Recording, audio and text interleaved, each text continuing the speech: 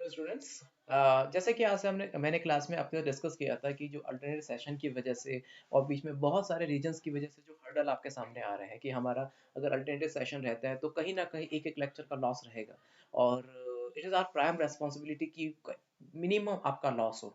Loss तो हम जानते हैं होता ही है क्योंकि ऑनलाइन सेशन से उतना कंटेंट कवर नहीं हो पाता है जितना होना चाहिए। तो आई अंडरस्टैंड कि कुछ ना कुछ तो आपका लॉस होगा ही, बट हम जितना हो सकते हैं लॉस को मिनिमम कर सकते हैं। ओके। हाँ, जो आपका इस ऑनलाइन सेशन के थ्रू जो आपकी क्वेरीज होंगी that you can ask to me in the coaching whenever we will meet. Okay, so आज इसके इस लेक्चर में we will continue about the light reaction कि हमने लास्ट लेक्चर में देखा था। Let us discuss first of all. हमने देखा था कि आज हमने जो पढ़ा था कि हमें देखा था लाइट रिएक्शन से जो आपके एसिमिलेटरी पावर्स बनती हैं वो डार्क रिएक्शन में जाती हैं और ये एसिमिलेटरी पावर्स CO2 का रिडक्शन करके ग्लूकोज को कन्वर्ट करती हैं। क्लियर।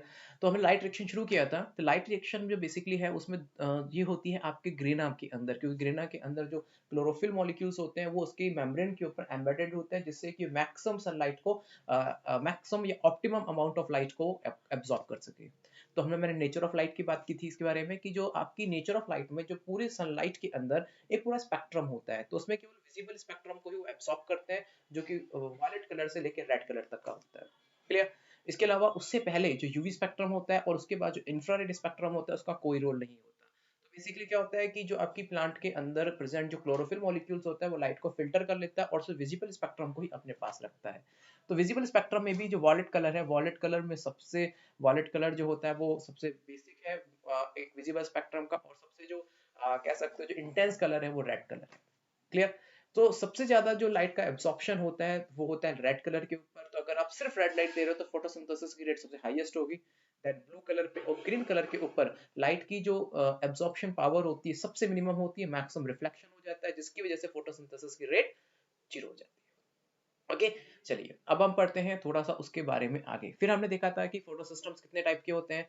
तो जैसे कि हमने जो पढ़ा था कि लाइट रिएक्शन और डार्क रिएक्शन से जो ऑक्सीजन के एज ए बाय प्रोडक्ट बनता है, फिर एसिमिलेटरी पावर्स बनती है जिससे कि CO2 का और ग्लूकोज बन जाता है जो कि मेन प्रोडक्ट होता है। फिर हमने देखे थे फोटो सिस्टम्स के बारे में कि दिस लाइट आपके जो ग्रीन कलर्स दिखाई दे रहे हैं, ये जो ग्रीन कलर है except this is your reaction centre, और इसको चारों तरफ से जो सराउंडिंग घेरे हुए होते हैं वो होते हैं आपके एसेसरी पिगमेंट्स जो कि डिफरेंट डिफरेंट वेवलेंथ पे लाइट को एब्जॉर्ब करके इस क्लोरोफिल ए मॉलिक्यूल को देते हैं। देखिए यहाँ से गया, फिर इसने दिया, फिर इसने दिया, फिर इसने दिया, अल्टीमेटली जितनी भी लाइट है असिमुलेट करके अक्यूमुलेट करके रिएक्शन सेंटर को दे दी जाती है। तो आपके जितने भी सिमिलिटरी जितने भी आपके जो एसेसरी पिगमेंट्स हैं वो डिफरेंट डिफरेंट वेवलेंथ पे लाइट को एब्जॉर्ब करके अल्टीमेटली वो रिएक्शन सेंटर को देते हैं और रिएक्शन सेंटर उस लाइट को एब्जॉर्ब करता है और वहां से जैसे एब्जॉर्ब करेगा तो उसे एक इलेक्ट्रॉन रिलीज होगा और वो electron is accepted by a primary acceptor. Okay. So इसमें बेसिकली आपके कौन कौन से सिस्टम्स होते हैं, इसमें बेसिकली होता है आपका आपके थ्री कॉम्प्लेक्स है। Light harvesting complex, so this one is your light harvesting complex. और फिर उसके बाद में ये होता है आपका रिएक्शन सेंटर जो कि होता है क्लोरोफिल ए मॉलिक्यूल। और this last one is your primary electron acceptor, जो कि मैंने आपको बताया था कि क्लोरोफिल मॉलिक्यूल के अंदर सबसे इंपॉर्टेंट पार्ट होता है पोरफायरिक रिंग होती है जो कि नाइट्रोजन की बनी हुई होती है और मैग्नीशियम को कवर करती है। तो जैसे ही सनलाइट को एब्जॉर्ब करते हैं तो वहां से एक इलेक्ट्रॉन रिलीज होता है, that electron is accepted bye A primary acceptor. Clear. So likewise ये सिस्टम पूरा स्टेब्लिश रहता है। क्लियर हो गया। सो ये हमने आपसे डिस्कस किया था। फिर मैंने आपसे डिस्कस किया था कि और ये पूरा मिलकर ही फोटो सिस्टम कहलाता है। तो मतलब कि देखिए लाइट जो है, लाइट डिफरेंट डिफरेंट वेवलेंथ पे अब्सॉर्ब की जा सकती है, तो उसकी उसकी उसकी एफिशिएंसी को बढ़ा के, उसकी हार्वेस्टनेस को, उसकी हार्वेस्टिंग को बढ़ा के हम हार्वेस्टिंग को बढ़ा के उसकी फोटोसिंथेसिस की यील्ड को इंक्रीज कर सकते हो। क्योंकि अगर आप सिर्फ in case example chlorophyll A molecule होता है तो एक ही पर्टिकुलर वेवलेंथ पे लाइट को एब्जॉर्ब करता है, तो उस पर्टिकुलर वेवलेंथ पे ही photosynthesis होता है। Now all the accessory pigment they can capable to absorb a light at a different wavelength. So that's why that's why that particular different wavelength absorb करते हैं। That's why ये सभी जो pigments होते हैं ये सभी अपनी लाइट को रिएक्शन सेंटर को देते हैं और एट द एंड वहां से एक इलेक्ट्रॉन रिलीज होता है and which was accepted by a primary acceptor। ठीक है। तो ये जो फोटो सिस्टम होता है उसका मेन काम है कि आपकी जो फोटोसिंथेसिस है उसके यील्ड को बढ़ा देना, क्योंकि जितना ज्यादा यील्ड बढ़ेगा उतना ज्यादा फोटोसिंथेसिस होगा, उतना ज्यादा फूड बनेगा और उतना आप खुश रहेंगे। तो इट मींस अल्टीमेटली आपके लिए काम कर रहे हैं। ठीक है, क्योंकि जितना ज्यादा फोटो सिस्टम प्रॉपर वे से काम करेगा, जितना ज्यादा लाइट को अच्छे तरीके से एब्जॉर्ब किया जाएगा, उतना ही ज्यादा फोटोसिंथेसिस की रेट बढ़ेगी। जितनी फोटोसिंथेसिस की रेट बढ़ेगी उतना फूड बनेगा, और उतना फूड मिलेगा तो आपको इतना स्वादिष्ट फूड मिलेगा। ओके, तो फोटो सिस्टम में आपके basically as I told you कि बेसिकली क्या होता है, इसमें बहुत सारे कॉम्प्लेक्सेस होते हैं जो मिलकर काम करते हैं, मतलब प्रोटीन कॉम्प्लेक्सेस होते हैं जो इस प्रोसेस में इन्वॉल्व रहते हैं। And on the basis of that उसमें टू डिफरेंट फोटो सिस्टम्स होते हैं, ठीक है, कि लाइक अगर आपको two different light harvesting complex, मतलब टू डिफरेंट फोटो सिस्टम्स होते हैं। एक होता है फोटो सिस्टम 1 और फोटो सिस्टम 2, ये भी हमने डिस्कस किया था। फोटो सिस्टम 1 और फोटो सिस्टम 2 का जो नाम है, ठीक है, ये दोनों थैलेकॉइड के मेम्ब्रेन के ऊपर ही होते हैं। ओके, इनका जो नाम इनकी डिस्कवरी के अकॉर्डिंग रखा गया है, मतलब सबसे पहले फोटो सिस्टम 1 डिस्कवर हुआ, फिर उसके बाद फोटो सिस्टम 2 डिस्कवर हुआ, लेकिन जो अगर काम के अकॉर्डिंग दोगे तो फोटो सिस्टम 2 पहले काम आता है, फोटो सिस्टम 1 बाद में काम आता है, ठीक है। और ये जितने भी पिगमेंट्स होते हैं प्रोटीन से बाउंडेड होते हैं, मतलब ताकि पिगमेंट्स एसोसिएट रह जाएं और प्रोटीन से बाइंडेड रहते हैं। थैलेकॉइड की मेम्ब्रेन में अगर आप देखोगे, थैलेकॉइड की मेम्ब्रेन जो होती है वो लिपोप्रोटीन्स होती हैं, तो ये प्रोटीन से बाइंडेड होते हैं ये पिगमेंट्स। क्योंकि पिगमेंट्स क्या होते हैं, पिगमेंट के अंदर आपका जो हाइड्रोफिलिक पोर्शन होता है वो प्रोटीन से बाइंडेड रहता है, और जो नीचे टेल होती है वो लिपिड के साथ बाइंड अप होती है। क्लियर? चलिए, जैसे कि मैंने आपको डिस्कस किया है कि टू फोटो सिस्टम्स इसमें इन्वॉल्व होते हैं, तो अब हम यहाँ से पढ़ते हैं। तो अब आपकी जो बुक में जैसा सिस्टम दिया गया है, कंटेंट दिया गया है, तो हम यही पढ़ते हैं कि किस तरीके से फोटो सिस्टम आपस में इन्वॉल्व होते हैं। तो सबसे पहले photo system basically light harvesting system, reaction centre और फर्स्ट इलेक्ट्रॉन एक्सेप्टर से मिलकर बना हुआ होता है। Both of the photo system absorb the light eight a different different wavelength, ठीक है। ठीक है, कौन से फोटो सिस्टम, मतलब फोटो सिस्टम 1 जो है वो 700 नैनोमीटर की लाइट को एब्सॉर्ब करता है। कौन सा? रिएक्शन सेंटर में, यहाँ पे रिएक्शन सेंटर की बात कर रहा हूँ कि यहाँ पे लिखा है the both of the photo system absorb the light eight a different different wavelength. तो यहाँ पे जो पर्टिकुलर रिएक्शन सेंटर होता है वो एक पर्टिकुलर डिफरेंट वेवलेंथ पे लाइट को एब्सॉर्ब करता है। तो वो आपकी लाइट को एब्सॉर्ब करता है, आपकी जो लाइट को एब्सॉर्ब करता है 700 नैनोमीटर के ऊपर फोटो सिस्टम 1। फिर फोटो सिस्टम 2, ठीक है, वो आपके फोटो सिस्टम 2 वो 680 नैनोमीटर के उसका रिएक्शन सेंटर 680 नैनोमीटर पे लाइट को एब्सॉर्ब करता है। चलिए, अब हम वन बाय वन सभी फोटो सिस्टम को और डिटेल में देखते हैं। देखिए, हर एक फोटो सिस्टम में जो पार्ट्स हैं, लाइक जैसे कि लाइट हार्वेस्टिंग कॉम्प्लेक्स है, रिएक्शन सेंटर है, फर्स्ट इलेक्ट्रॉन रिसेप्टर, ये सब सेम है। सिर्फ आपको जो डिफरेंस मिलेगा वो डिफरेंस मिलेगा एक तो क्लोरोफिल ए मॉलिक्यूल का, कि क्लोरोफिल ए जो मॉलिक्यूल्स होते हैं वो डिफरेंट डिफरेंट वेवलेंथ में लाइट को एब्सॉर्ब करते हैं। और कुछ आपको डिफरेंस मिलेगा, माइनर आपको डिफरेंस मिलेगा, वो डिफरेंस मिलेगा आपको एसेसरी पिगमेंट्स के अंदर प्रेजेंट क्लोरोफिल मॉलिक्यूल की लाइट एब्सॉर्प्शन के ऊपर। सब कुछ एक जैसा हुआ है, सब कुछ एक तरीके से ही बने हुए हैं, बट वो डिफरेंट डिफरेंट वेवलेंथ के ऊपर लाइट को एब्सॉर्ब करते हैं। जैसे कि फोटो सिस्टम 1, फोटो सिस्टम 1 में भी बेटा वही है, आपका आपका पहला आपका नीचे की तरफ देखोगे लाइट हार्वेस्टिंग कॉम्प्लेक्स है, उसके ऊपर आपका रिएक्शन सेंटर है, देन आपका फर्स्ट इलेक्ट्रॉन एक्सेप्टर है, ठीक है। तो आपका जो लाइट हार्वेस्टिंग कॉम्प्लेक्स है, ये इसमें जो वैरायटी ऑफ एसेसरी पिगमेंट्स हैं, ये डिफरेंट डिफरेंट वेवलेंथ पे लाइट को एब्सॉर्ब करते हैं। क्लियर?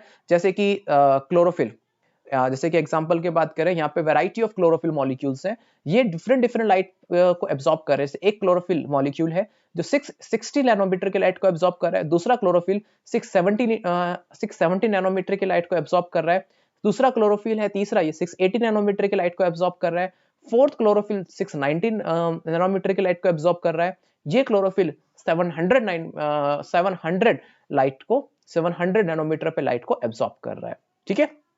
इसके अलावा कैरोटेनॉइड्स भी होते हैं, जो कैरोटेनॉइड्स भी होते हैं जो कि डिफरेंट डिफरेंट वेवलेंथ पे काम करते हैं। तो कि इट मींस ये हुआ कि अगर आप देखोगे तो आपके में यहाँ पे देखिए, ये जितने भी हैं ये सब आपके एसेसरी पिगमेंट्स हैं, जो एक 660 के ऊपर, एक 680, एक 680, एक 690 और एक 700 के ऊपर लाइट को एब्सॉर्ब करते हैं, मतलब accessory. Even carotenoid is also accessory pigments. Okay, फिर उसके बाद में एट द एंड वो सभी लाइट को क्लोरोफिल ए मॉलिक्यूल को दे देते हैं, जो कि आपका होता है 700 के ऊपर, जिसको हम P700 भी बोलते हैं, क्योंकि ये 700 लाइट को एब्सॉर्ब करता है। तो फोटो सिस्टम 1 में जो रिएक्शन सेंटर होता है उसको P700 भी बोला जाता है, जो कि एक रिएक्शन सेंटर की तरह काम करता है, ठीक है। तो देखिए, सिर्फ अब आपको फोटो सिस्टम 2 में आप जाएंगे ना, तो यहाँ पे सिर्फ नैनोमीटर इनके चेंज हो जाएंगे, क्योंकि ये डिफरेंट वेवलेंथ लाइट को एब्सॉर्ब कर रहे हैं, ठीक है। Due to this photochemical reaction in the reaction center, high energy electron are released from a chlorophyll molecule. अब देखिए इसमें फोटो सिस्टम आपकी बुक में क्या है कि फोटो सिस्टम 1 के मैकेनिज्म दे रखे हैं, लेकिन इन मैकेनिज्म आपको अच्छे जब समझ में आएंगे जब हम साइक्लिक और नॉन साइक्लिक रिएक्शन पढ़ेंगे, लेकिन फिलहाल अभी जितना है वो अब समझ लीजिए आप।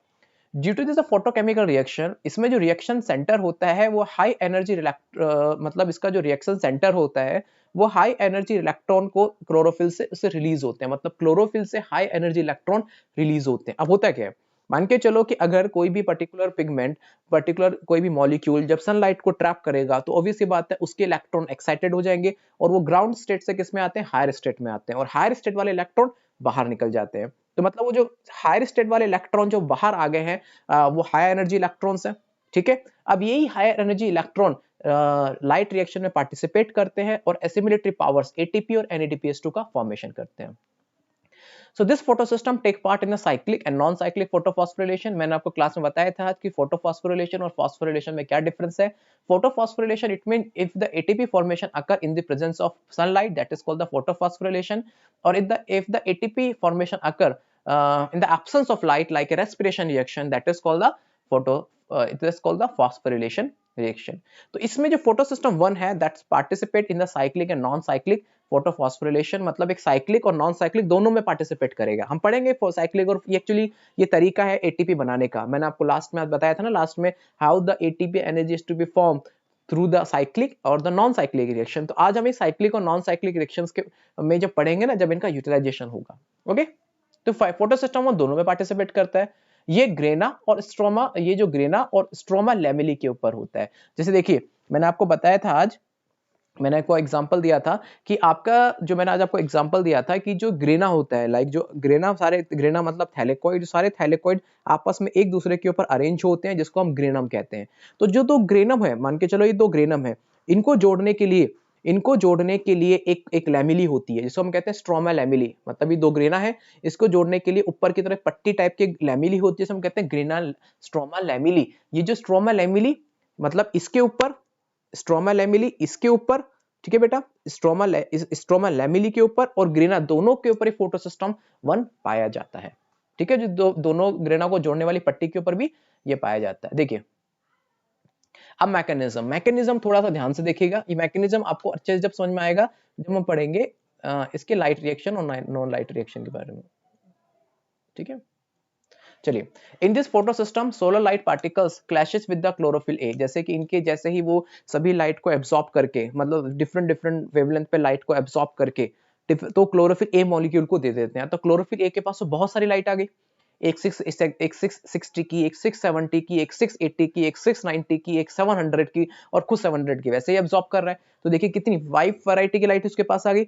अब वो क्लोरोफिल ए मॉलिक्यूल ने 5 वैरायटी की लाइट को अपने अंदर रख लिया। अब रख के करेगा क्या, वो क्या करेगा कि जो क्लोरोफिल ए मॉलिक्यूल के अंदर जो मैग्नीशियम आयन होता है उससे एक इलेक्ट्रॉन बाहर निकल जाता है। ठीक है, कैसे, क्योंकि जो अब इलेक्ट्रॉन एक्साइटेड होंगे, जो अब देखिए इलेक्ट्रॉन एक्साइटेड कैसे होंगे, उसके जो हायर स्टेट, हायर ऑर्बिटल्स है उसका एक इलेक्ट्रॉन रिलीज होकर आ जाता है बाहर की तरफ, और उस हायर ऑर्बिटल के इलेक्ट्रॉन को कवर अप कौन कर लेता है, ग्राउंड स्टेट का इलेक्ट्रॉन। तो जैसे ही इलेक्ट्रॉन्स बाहर आ जाते हैं और वो इलेक्ट्रॉन फिर साइक्लिक और नॉन साइक्लिक रिएक्शन में घूमते रहते हैं और एटीपी का फॉर्मेशन करते हैं। तो ये वो लाइक स्टार्टिंग यहीं से होती है। Clear? So this energy is absorbed by the reaction center of photosystem, releases its electron. Clear? तो like by which chlorophyll A molecule comes in oxidizing state। जैसे ही P700 से इलेक्ट्रॉन रिलीज हो गया तो P700 जैसे इलेक्ट्रॉन रिलीज हो गया अब वो ऑक्सीडाइजिंग स्टेज में आके आता है। ठीक है, ऑक्सीडाइजिंग स्टेज में आके, क्योंकि इलेक्ट्रॉन रिलीज होगा तो अब जो क्लोरोफिल ए मॉलिक्यूल है वो ऑक्सीडाइजिंग स्टेज में आ जाता है। अब जो इलेक्ट्रॉन रिलीज हुआ, मैग्नीशियम से जो इलेक्ट्रॉन रिलीज हो गया है उसके हायर ऑर्बिटल से निकल के बाहर आ गया है, तो वो वैरायटी ऑफ प्रोटीन से पास होता हुआ जाता है और एटीपी का फॉर्मेशन करता है। अगर आपको ये भी समझ में नहीं आ रहा तो बिल्कुल चिंता मत कीजिए, हम जब पढ़ेंगे ना फोटो सिस्टम 1 इसके साइक्लिक और नॉन साइक्लिक रिएक्शन, जब आपको अच्छे समझ में आ जाएगा। जैसे कि हमने ईटीएस में देखा था कि वैसे ही इलेक्ट्रॉन से पास होता जा रहा है और एटीपी और NADPH2 का फॉर्मेशन करता है, तो ऐसे ही यहाँ पर है। अब वो इलेक्ट्रॉन PSI से पास होते हुआ आयरन सल्फर प्रोटीन, फेराडॉक्सिन से पास होता हुआ eight the and NADP plus के थ्रू एक्सेप्ट कर लिया जाता है और वो कन्वर्ट हो जाता है NADPH2 के अंदर। That's clear. तो ये आपकी प्रोसेस है मैकेनिज्म ऑफ फोटो सिस्टम 1। मतलब आपके फोटो सिस्टम 1 से इलेक्ट्रॉन रिलीज होता है, at that electron passes through the variety of channel like ferrous sulphur protein, ferredoxin और एट द एंड वो NADP प्लस के थ्रू एक्सेप्ट कर लिया जाता है और कन्वर्टेड हो जाता है NADPH2 के अंदर। ध्यान रखना बेटा, ध्यान रखिएगा एक चीज कि ध्यान रखना, ये प्रोसेस अभी आपको समझ में नहीं आएगा कि कैसे इलेक्ट्रॉन का मूवमेंट होता है। जब लेटर होना हम पढ़ेंगे ना साइक्लिक और नॉन साइक्लिक रिएक्शन, तो उसमें मैं आपको अच्छी डिटेल से समझा दूंगा कि कैसे NADP का H2 का फॉर्मेशन होता है। सेकंड पॉइंट, हमने जो रेस्पिरेशन के अंदर जो एसिमिलेटरी पावर्स बन रही थी, जो रिड्यूसिंग एजेंट बन रहे थे, NADS2 बन रहा था, यहाँ पे NADPS2 बन रहा है, दोनों में डिफरेंस है। मैंने आपको पहली बार ही बोला है कि NADS2 NADP के दोनों के नाम ध्यान रखिएगा, दोनों की फुल फॉर्म हमेशा ध्यान रखिएगा, ठीक है। ATP क्या है, NADP क्या है, NAD क्या है, NADS2 क्या है, प्लीज इन दोनों का नाम ध्यान रखिएगा, ठीक है।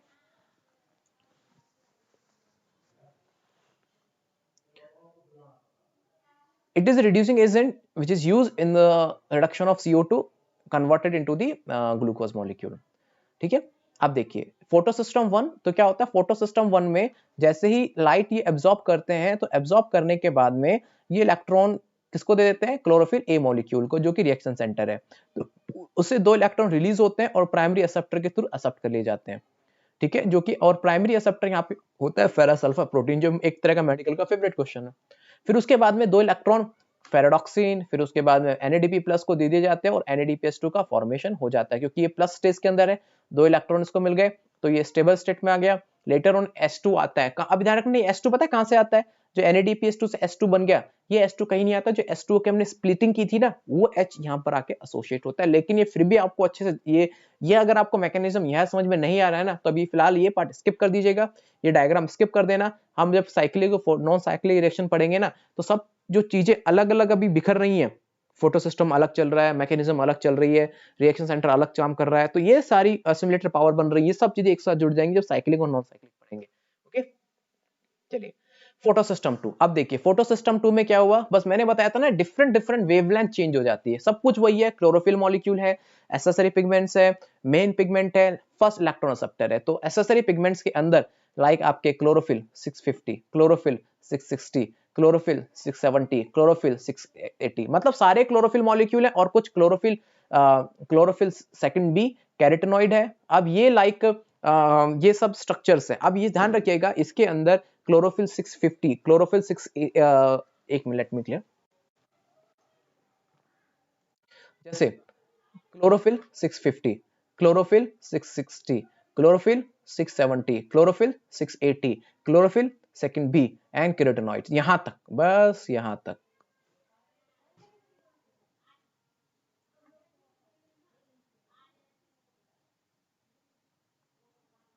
बस यहां तक। ये सारे कहलाते हैं आपके एसेसरी पिगमेंट्स।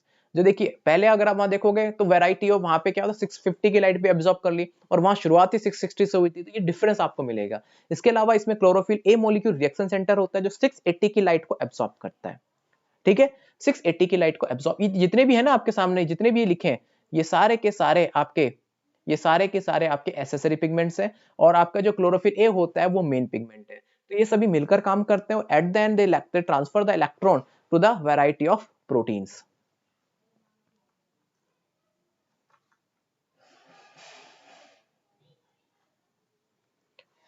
तो in a photosystem, all antenna molecule absorb the photon energy and transfer to the reaction center। देखिए लिसन, इन फोटो सिस्टम के अंदर एंटीना मॉलिक्यूल, आप ध्यान रखिएगा, एंटीना मॉलिक्यूल क्या होता है, एंटीना मॉलिक्यूल जो होते हैं लाइक एंटीना मॉलिक्यूल क्या कहते हैं, हमेशा ध्यान रखिएगा, एंटीना मॉलिक्यूल क्या होता है, एंटीना मॉलिक्यूल होता है आपका रिएक्शन सेंटर।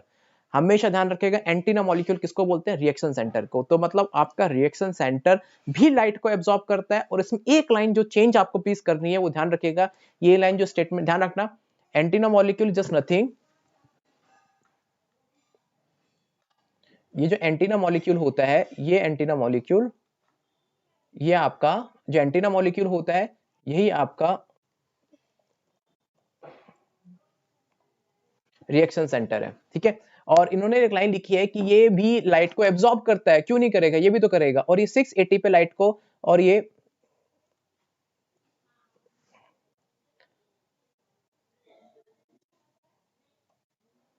680 नैनोमीटर पे लाइट को एब्जॉर्ब करता है, ओके, और फिर वो ट्रांसफर कर देता है P60 को ही। अब देखिए अब दो तीन चीजें पहली बार, चलो मैं दोबारा समझाता हूं आपको।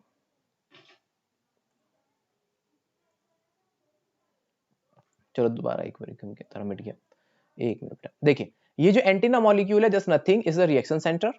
ठीक है, ये आपका रिएक्शन सेंटर है।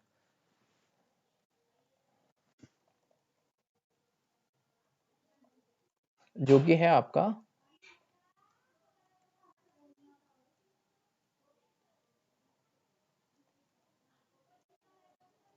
Chlorophyll A. ठीक है, क्लोरोफिल ए मॉलिक्यूल ये लाइट, कौन सी लाइट को एब्जॉर्ब करता है? 680 नैनोमीटर को। क्लोरोफिल ए मॉलिक्यूल किस लाइट को एब्जॉर्ब करेगा? ये करेगा 680 नैनोमीटर की लाइट को एब्जॉर्ब करेगा। क्लियर? तो अब जो 680 नैनो, ऐसा रिएक्शन सेंटर जो कि 680 जो ऐसा रिएक्शन सेंटर जो 680 की लाइट को एब्जॉर्ब करता है, उसको हम क्या बोलते हैं? उसको हम बोलते हैं, ध्यान रखना, जो ऐसा रिएक्शन सेंटर जो 680 की लाइट को एब्जॉर्ब करता है, तो उसको हम बोलते हैं P680। ध्यान रखना, P680। बट आप क्या, 680 हमेशा इस तरह से लिखा जाता है, इस तरीके से P680, जो मतलब से ऐसा रिएक्शन सेंटर जो 680 की लाइट को एब्जॉर्ब करता है, उसको हम क्या बोलते हैं? P680। और वो क्या होता है हमेशा? वो होता है आपका फोटोसिस्टम सेकंड।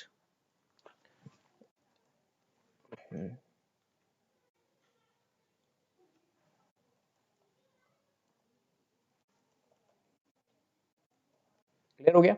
और और ध्यान रखना, जो आपका जो रिएक्शन सेंटर जो रिएक्शन सेंटर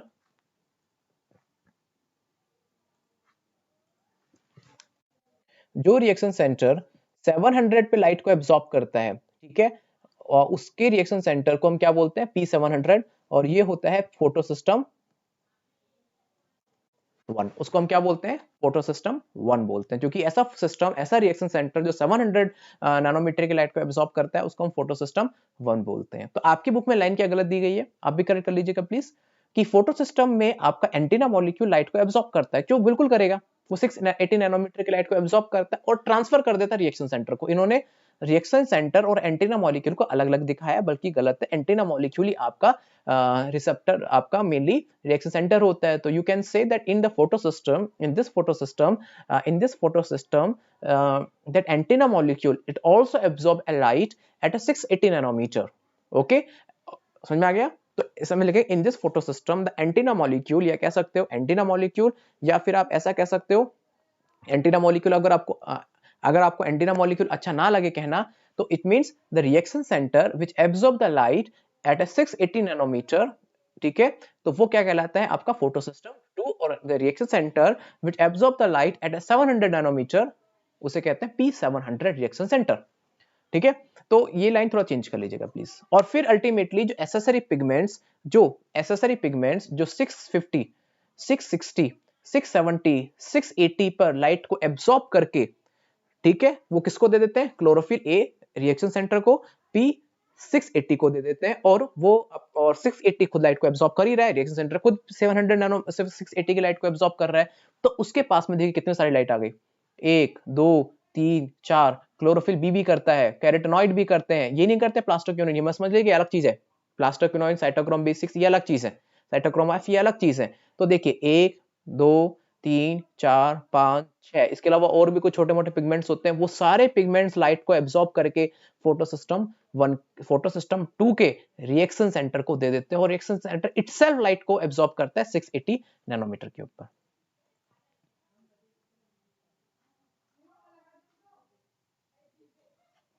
ठीक है, in this photo system wavelength are less than 680 nanometre. ध्यान रखना, ये जैसे आपको बुक में दिया 680 नैनोमीटर, तो आप इसमें ध्यान रखिएगा दो चीज होती है। इस वेवलेंथ में वो 680 नैनोमीटर से कम या फिर 680 नैनोमीटर की लाइट को एब्सॉर्ब करते हैं। दोनों लाइट की भी लाइन करेक्ट कर लीजिएगा आप। इस फोटो सिस्टम में 680 नैनोमीटर से लेस और 680 नैनोमीटर की लाइट को एब्सॉर्ब करते हैं। और PS photo system 2 it is only found in the grana lamellae, मतलब आपकी जो ग्रेना होती है ना, थैलेकोइड की मेम्ब्रेन के अंदर पाया जाता है। और फोटो सिस्टम 1 ग्रेना और स्ट्रोमा लैमेली दोनों में पाया जाता है, और ये नॉन साइक्लिक फोटोफॉस्फोरिलेशन में हेल्पफुल है। अब मैकेनिज्म क्या है? मैकेनिज्म में ध्यान रखिएगा कि जब भी फोटो सिस्टम में सबसे पहले क्या होता है, इस फोटो सिस्टम में इलेक्ट्रॉन जो वाटर मॉलिक्यूल है उसकी फोटोलाइसिस होती है, मतलब सनलाइट की प्रेजेंस में वाटर मॉलिक्यूल ब्रेक डाउन होता है। आपको भी समझ में नहीं आ रहा होगा कैसे ब्रेक डाउन होता है, don't worry, that we will study later on about the how this photolysis occur. फिर उसके बाद में जैसे ही मतलब उससे फोटोलाइसिस हुआ, फोटोलाइसिस के बाद में कि जो बेसिकली होता है क्या है कि जो क्लोरोफिल जो आपके जो उसका पिगमेंट होता है वो 680 की लाइट या 680 नैनोमीटर, अगेन मैं समझाता हूँ, चलिए देखिए कहानी क्या होती है, सुनिए पहले तो ढंग से समझाता हूँ आपको मैं। क्या होता है कि जब रिएक्शन सेंटर और उसके एसेसरी पिगमेंट्स लाइट को एब्जॉर्ब करते हैं, एब्जॉर्ब करते ही क्या होगा कि सारी लाइट को रिएक्शन सेंटर को दे दिया, तो रिएक्शन सेंटर में मैग्नीशियम आयन ने इलेक्ट्रॉन क्या किया, रिलीज कर दिया, और वो रिलीज किया और घूमता रहता है। आप सोचिए अगर क्लोरोफिल मॉलिक्यूल से लगातार ऐसे इलेक्ट्रॉन की फोटोसिंथेसिस तो कंटीन्यूअस प्रोसेस है, दिन के टाइम तो कंटिन्यूस चलता है, तो अगर लगातार क्लोरोफिल मॉलिक्यूल से ऐसे इलेक्ट्रॉन निकलते रहेंगे तो क्लोरोफिल मॉलिक्यूल तो खत्म हो जाएगा। तो उस इलेक्ट्रॉन की रिकवरी करने के लिए वाटर मॉलिक्यूल की स्प्लिटिंग होती है। तो होता क्या है, क्लोरोफिल से इलेक्ट्रॉन निकलता है और वही इलेक्ट्रॉन किसको चला जाता है, जो अब जो क्लोरोफिल मॉलिक्यूल के एटम के अंदर जो इलेक्ट्रॉन की जो ब्लैंक हो गया, जो ब्लैंक स्पेस है, उसमें वाटर मॉलिक्यूल स्प्लिटेड होकर अपना इलेक्ट्रॉन क्लोरोफिल के क्लोरोफिल मॉलिक्यूल को दे देता है, और क्लोरोफिल मॉलिक्यूल की जो लाइक उसके अंदर जो रिकवरी है, इलेक्ट्रॉन्स की रिकवरी पूरी हो जाती है। क्योंकि अगर लगातार क्लोरोफिल से मॉलिक्यूल इलेक्ट्रॉन निकलते रहेंगे तो क्लोरोफिल तो खत्म हो जाएगा। तो क्लोरोफिल में इलेक्ट्रॉन की कमी ना पड़े इसलिए वाटर मॉलिक्यूल खुद स्प्लिटेड होकर अपने इलेक्ट्रॉन को क्लोरोफिल को देता है, और क्लोरोफिल वाला मॉलिक्यूल रोटेट करता रहता है। ठीक है, तो होता है क्या है, अब ध्यान रखना, केवल फोटो सिस्टम 2 के केस में ही वाटर का लाइसिस होता है, फोटो सिस्टम 1 के केस में वाटर लाइसिस नहीं होता है, सिर्फ फोटो सिस्टम 2 के केस में ही होता है। हम पढ़ेंगे अच्छे से, चिंता मत कीजिएगा। Okay, pigment of this photosystem absorb the light, so chlorophyll get excited and release the electron. अब now this free electron received by the electron receptor pheophytine कह सकते हो, या फिर pheophytine ferrous sulfur protein कह सकते हो, एक्सेप्ट किया जाता है। फिर उसके बाद में लगातार ये इलेक्ट्रॉन घूमते रहते हैं, और घूमने के बाद में ये एटीपी और या NADPH2 का फॉर्मेशन करते हैं। ठीक है, फिर आपको मैंने बताया था क्लोरोफिल मॉलिक्यूल स्ट्रॉन्ग ऑक्सीडाइजर होता है, और वाटर मॉलिक्यूल ऑक्सीडाइज होता है, जिस रिएक्शन सेंटर की तरह काम करता है। The reaction is called a photo reduction of water.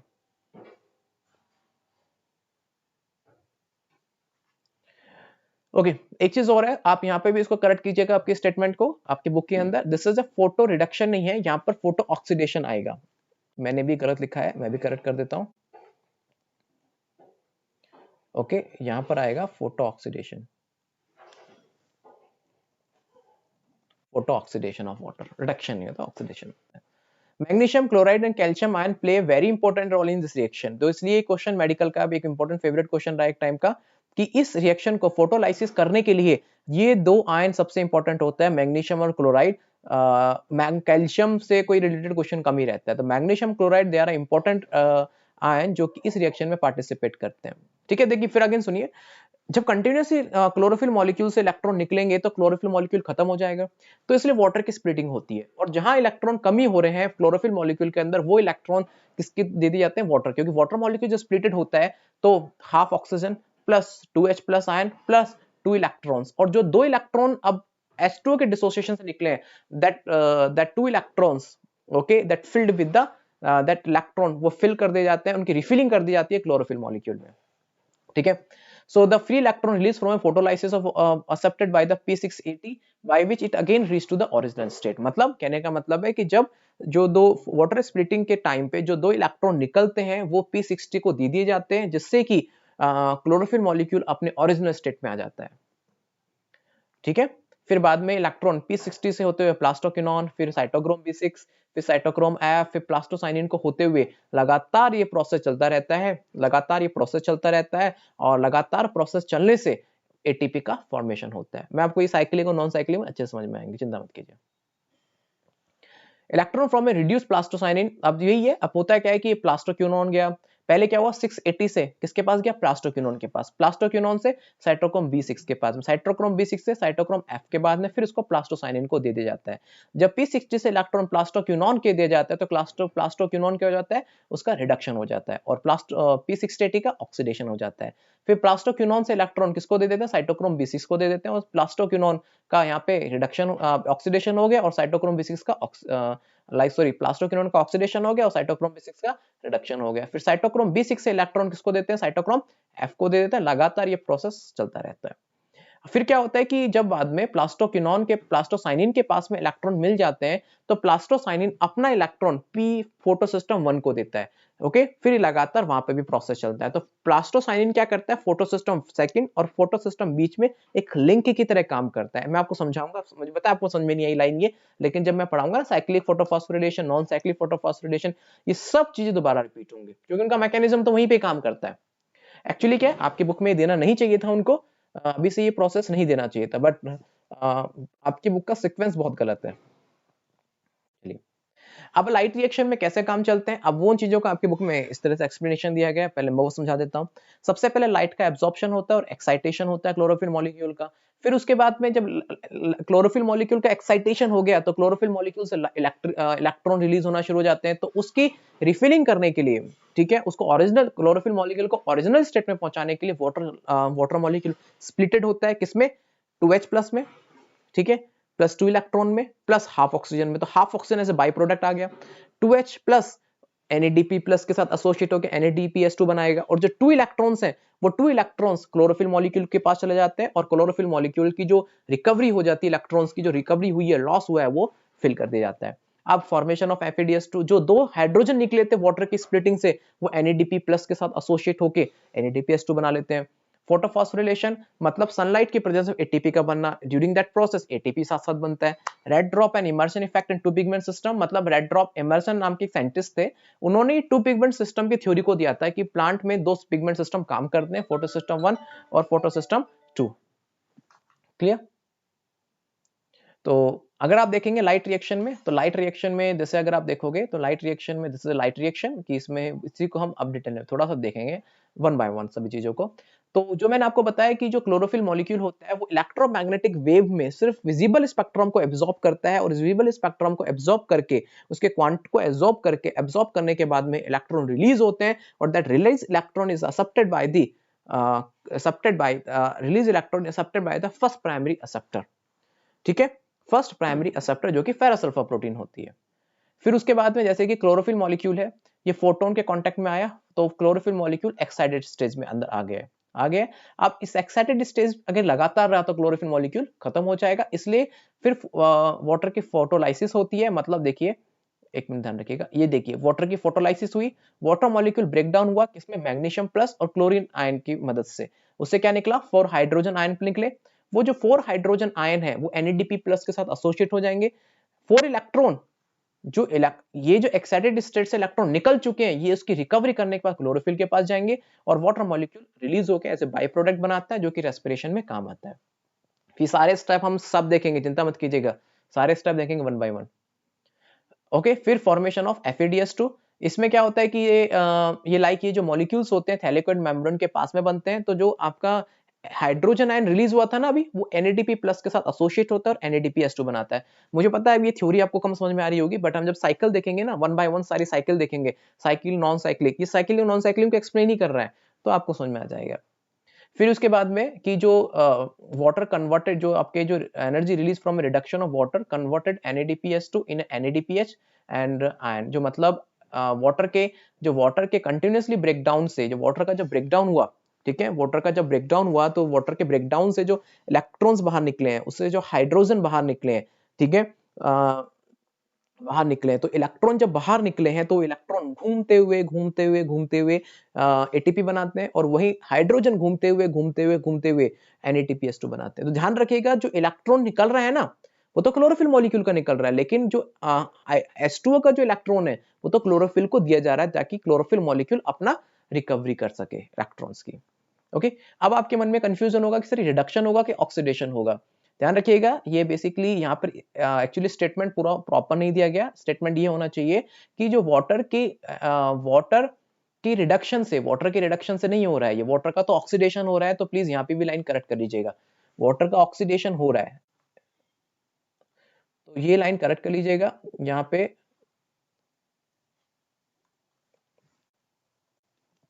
Water का ऑक्सीडेशन हो रहा है, रिडक्शन नहीं हो रहा, लेकिन जो NADPH2 बन रहा है ये रिड्यूस्ड पावर जरूर बन रही है, ठीक है, तो ये स्टेटमेंट गलत है, तो ये भी करेक्ट कर लीजिएगा प्लीज।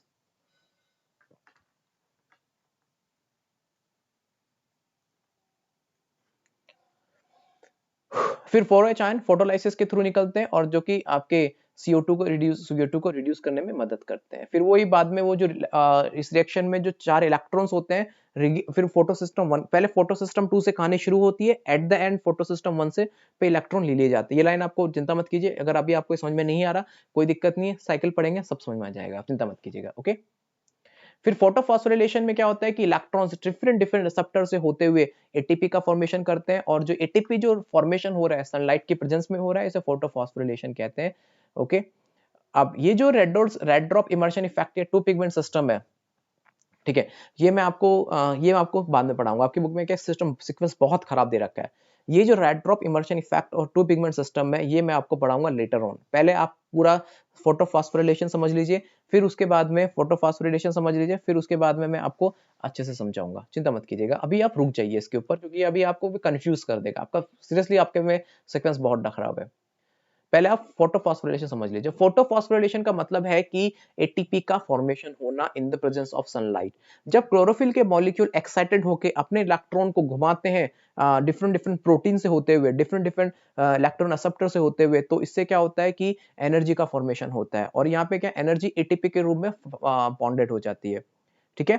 तो फोटोफॉस्फोरिलेशन क्या होता है, इस synthesis of ATP from ADP and inorganic phosphate, ADP के साथ इनऑर्गेनिक फॉस्फेट एसोसिएट होता है, ये 2 साइकिल में होता है, नॉन साइक्लिक और साइक्लिक। अब आपने जितना फोटो सिस्टम 1 की, फोटो सिस्टम 2 की जो मैकेनिज्म पढ़ी है, हो सकता है आपको समझ में बिल्कुल नहीं आई होगी, वो हम साइक्लिक और नॉन साइक्लिक रिएक्शंस में पढ़ेंगे। क्योंकि आपकी बुक में सीक्वेंस इसलिए खराब है, पहले साइक्लिक और नॉन साइक्लिक रिएक्शन को पहले समझाना चाहिए, फिर थ्योरी को देना चाहिए। आपके में नॉन साइक्लिक रिएक्शन बहुत दूर दे रखा है, फिर जाके सीक्वेंस को समझाया, वो समझ में नहीं आएगा, ठीक है। तो आप पहले एक बार स्टडी कर लीजिएगा, एक बार just you go through with, अगर आपको अभी कंटेंट समझ में भी नहीं आया ना, just you go through with कि ऐसा ऐसा हो रहा है, फोटो सिस्टम 1, फोटो सिस्टम 2 क्या है, P700 क्या है, P680 क्या है, ओके। क्लोरोफिल से मॉलिक्यूल इलेक्ट्रॉन एक्साइटेड होते हैं, उसकी रिकवरी वाटर मॉलिक्यूल कर देता है स्प्लिटेड होके, फिर उससे इलेक्ट्रॉन घूमते हुए एटीपी बनाते हैं, फिर उसके जो हाइड्रोजन होते हैं NADP के प्लस एसोसिएट होकर NADPH2 बनाते हैं, क्लियर हो गया। फोटो सिस्टम 2 जो है वो आपका सिर्फ नॉन साइक्लिक रिएक्शन में पार्टिसिपेट करता है, फोटो सिस्टम 1 साइक्लिक और नॉन साइक्लिक रिएक्शन में पार्टिसिपेट करता है, बस इतना ध्यान रखिएगा, इसके अलावा अभी कोई ध्यान रखने की जरूरत नहीं। नेक्स्ट लेक्चर में जब मैं आपको क्लास में पढ़ाऊंगा साइक्लिक और non cyclic photophosphorylation, everything will be clear, okay. चलिए फिर मिलेंगे आपसे क्लास में हम ऑफलाइन, सो जब तक इस कंटेंट को ध्यान में रखिएगा और पढ़ते रहिएगा। नमस्कार।